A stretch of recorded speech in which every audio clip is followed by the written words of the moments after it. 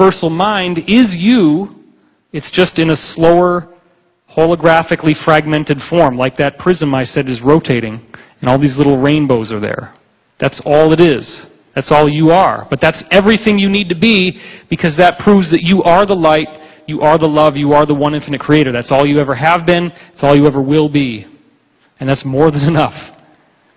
Because what that means is that you have limitless potential. There is nothing special about me.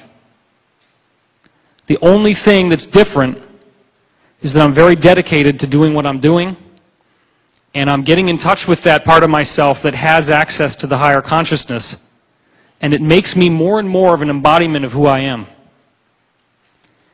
The more that you get in touch with the higher self, with your true cosmic identity, the more that you become one of the living master geniuses on this planet. If you had any idea of the scope of what you could be, if you truly access your potential, it would floor you. Because every single one of us has the potential to be a messianic figure, to be the savior of the world. We all have that potential, and we're all doing it to varying degrees as we start awakening. Well, thank you.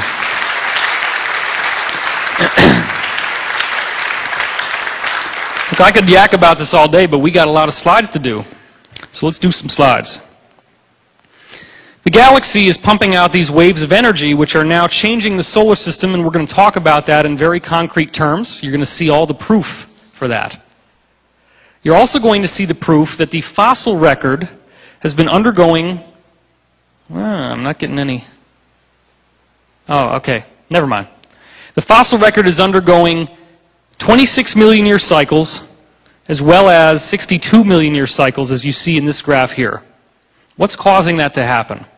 All life on Earth spontaneously changing in even intervals of time. Oh, it's got to be some big rock out there that's spinning around. 62 million years is not some big rock. That's like a third of the entire orbit of the galaxy, basically. It's about a fourth. Because the galaxy is about 240 million year orbit. 62 is about, roughly speaking, it's a quarter. Might be exactly a quarter. That might be the point. What did the ancients know, and why must we remember now? What do pyramids really do? Pyramids are harnessing the source field. We're going to get into that in a minute.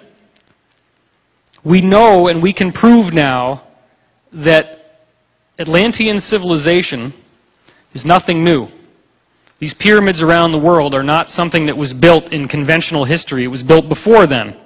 Off the western tip of Cuba, as you see in this map here, at this Guanacabibias, I can't even pronounce that, the Guanacabibias Peninsula, right off the tip of that, on the western tip of Cuba, you go a mile down. Well, it's not quite a mile, but it's a long ways down under the surface of the ocean. And down there you find a submerged city, as this link says on BBC News. This is the only officially released side-scan sonar photograph of what was actually seen down there. Does that look like random pieces of sand on the seafloor? No. This is what it actually looks like if you reconstruct it in a computer. That's a computer graphic rendering of what you just saw right here. Is everybody with me? That's not something that just showed up as a result of random geological processes. That's a human-built structure. This area could not have been above the ground and above sea level prior to 11,000 years ago.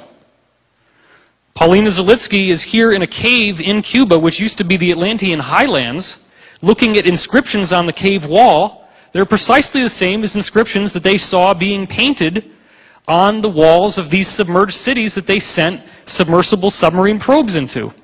What you're seeing here is a diagram of the energy fields in the solar system, which are, of course, concentric rings emanating out from the center of the sun. They also saw these cross formations painted on inscriptions in these submerged cities. Now here is the only other photograph that she's ever released. This is a still frame from a much longer film where she's flying a submersible through this city. What do you see in the window of Hermander? Would you like to see it more up close? That's not just a little piece of sand on the bottom of the ocean. That's a pyramid. Would you like to see a pyramid in Egypt that it looks very similar to? Here we go. This is called the Bent Pyramid of Dashur on the right. It's almost identical to what you see on the left. And that is submerged off the western tip of Cuba. It's down there right now. What are we doing by not going and looking at it?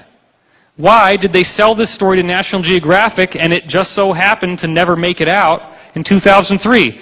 National Geographic did a 360-degree contract. They bought all the rights. It was supposed to be the biggest thing ever to come out in 2003, and guess what happened? Nothing. Well, what we have now is evidence that somebody out there who's responsible for building this seal into the dollar knew that these pyramids harness some sort of energy field.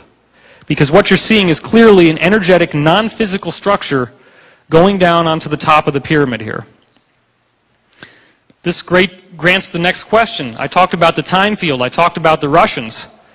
Is there a technology in which you can build something that will take this natural energy that makes physical matter, that's flowing through everything, and harness that energy in a given direction? The answer is yes. You're going to have some fun now. You're going to get to look at some things that are already well known to exist, and I'm going to let you just think about them. The first is menhirs, which are standing stones.